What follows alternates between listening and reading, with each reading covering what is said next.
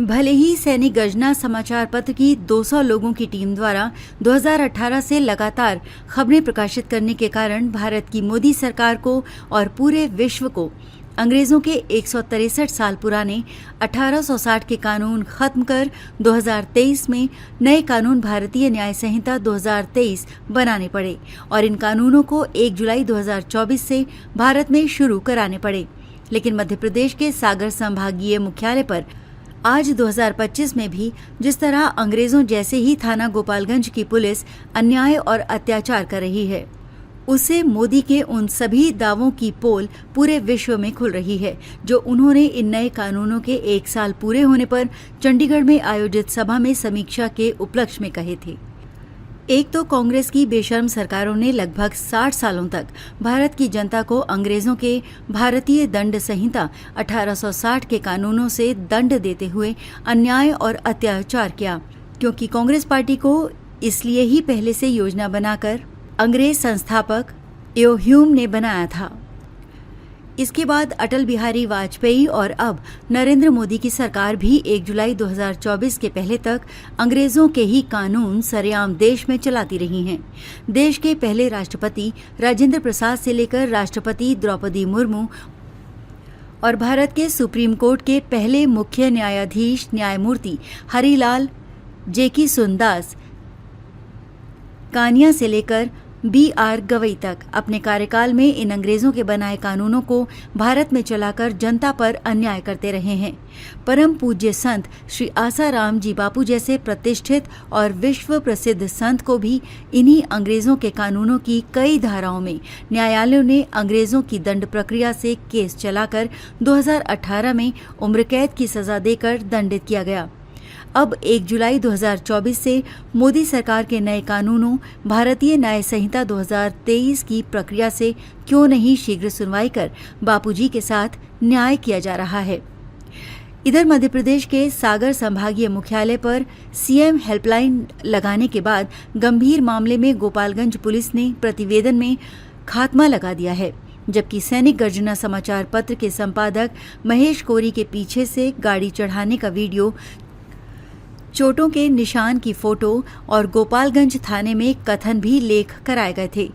लगता है सागर की गोपालगंज पुलिस और TI राजेंद्र कुशवाहा को न CM हेल्पलाइन के मध्य प्रदेश के मुख्यमंत्री और गृह मंत्री डॉक्टर मोहन यादव से डर लगता है और न ही गैर कानूनी और अवैध तरीके से काम करने में। इसकी 2 वजह हो सकती हैं। मौ भर कोरा और जिस सरकार के जन प्रतिनिधियों से डरना चाहिए वही उनका संरक्षण कर रहे हों।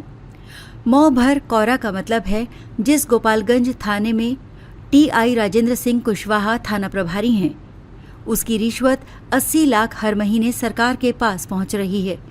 दूसरा, जन प्रतिनिधियों के अवैध और गैर कानूनी कामों में भरपूर सहयोग व खुल्लम खुल्ला अखबारों और न्यूज चैनलों में लगातार छपने के बाद बेखौफ कर ही रहे हैं। इसलिए निडर होकर पिछले कई महीनों से मध्य प्रदेश में सबसे ज्यादा खुलेआम भ्रष्टाचार करने, कानून का पालन न करने और गैर कानूनी और अवैध काम करने की गूंज दिल्ली तक जाने के बाद गोपालगंज थाना प्रभारी की कुर्सी पर निश्चिंत होकर चिपके हुए हैं। क्या 1 जुलाई 2024 के बाद भी भारत की जनता को नेपाल की तरह क्रांति करने की जरूरत है? गोपालगंज थाना के पुलिसकर्मी अनंत सिंह की इस फोन पर हुई बात को सुनकर जनता खुद फैसला करे कि सागर जिले की पुलिस क्या कर रही है, जिसके कारण जिले की खुरई विधानसभा के मालथौना थाना क्षेत्र के नीलेश आदिवासी की संदिग्ध मौत हो गई। अब सैनिक गर्जना समाचार पत्र के प्रधान संपादक महेश कोरी की हत्या की साजिश जिले के जनप्रतिनिधि गोपालगंज थाना की पुलिस के साथ मिलकर रच रहे हैं, ऐसा सूत्र बता रहे हैं। खबर को शेयर फॉरवर्ड कर पूरे विश्व में पहुंचाकर विश्वगुरु भारत में सहयोगी बनकर बिना वर्दी के सैनिकों की तरह आप भी अपना कर्तव्य निभाइए। देश और दुनिया की ताज़ा और विशेष खबरों के लिए देखते रहिए सैनिक गर्जना न्यूज चैनल। नमस्कार। हाँ, महेश हाँ बोल रहा भैया। गोपालगंज थाना से बोल रहा हूँ मैं। आपसे बात हुई थी उस दिन। अच्छा, वो बस स्टैंड वाले उसमें? हाँ, बस स्टैंड वाले मैटर में। हाँ, तो आप आए नहीं? आप बोल रहे थे यार थोड़े व्यस्त थे। हम ये कह रहे हैं उसमें बयान, हमारे बयान तो हो गए, आप क्या चाह रहे हैं आप मतलब? अरे उसमें क्या है, सीएम हेल्पलाइन लगी ना शिकायत उसमें। हाँ। वो तो बयान चल रहा, तो ये तो उसको बंद कर दो सीएम हेल्पलाइन को। अच्छा। है ना? हाँ। नहीं तो एफआईआर करने के लिए, मतलब एफआईआर करने के लिए लगाई थी, एफआईआर करो ना उसमें। एफआईआर भाई आवेदन जांच में है, आपका आवेदन तो दिया था आपने। नहीं तो भाई आवेदन के हमने जैसे बयान हमारे हो गए, फोटो वीडियो सब तो दे दिए हमने उसमें, फोटो भी दी, चोट के निशान की जो फोटो थी ना वो भी दे दी हमने। अरे वो तो ठीक है। हाँ।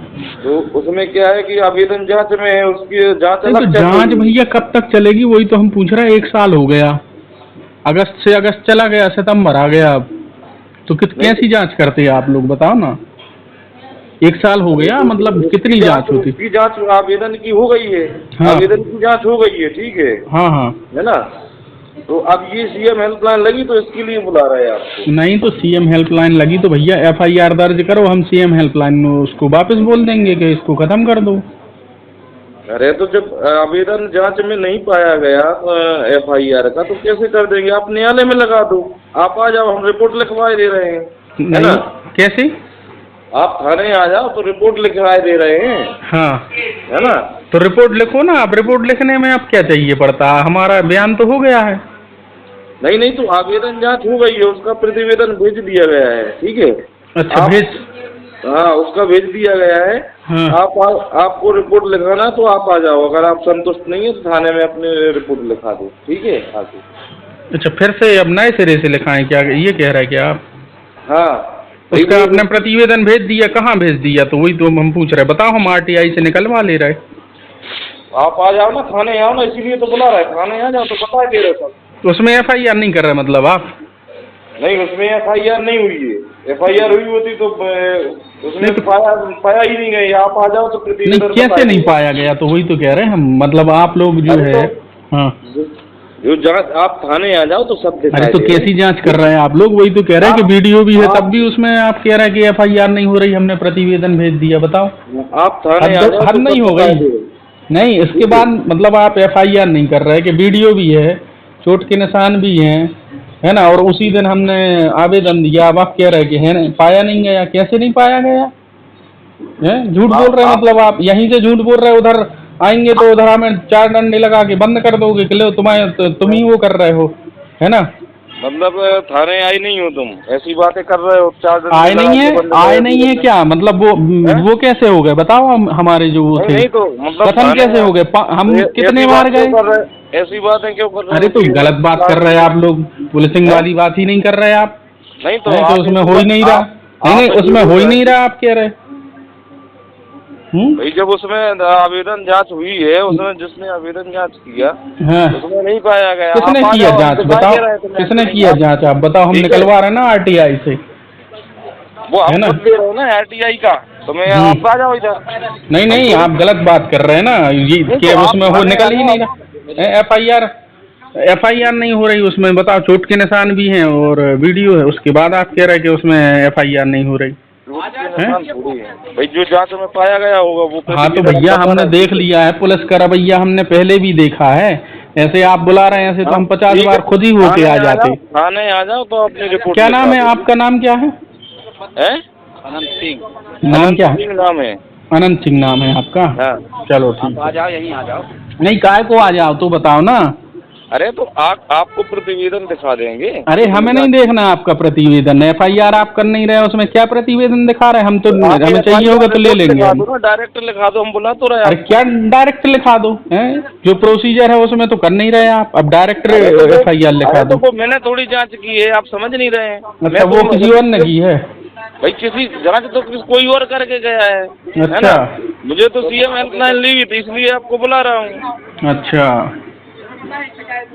तो जो होगा सब भाई मैं थोड़ी कर रहा हूँ, मुझे तो सीएम हेल्पलाइन मिली है तो मैं आपको कॉल कर रहा हूँ, समझ रहे हैं आप? अच्छा तो आप इसीलिए तो बुला रहा हूँ। थाने आ जाओ तो हम दिखा देंगे भाई कि क्या जांच। कितने बार, वही तो कह रहे कितने बार आना पड़ता है भैया? हम और आ जाओ भाई, मेरे को क्या दिक्कत है?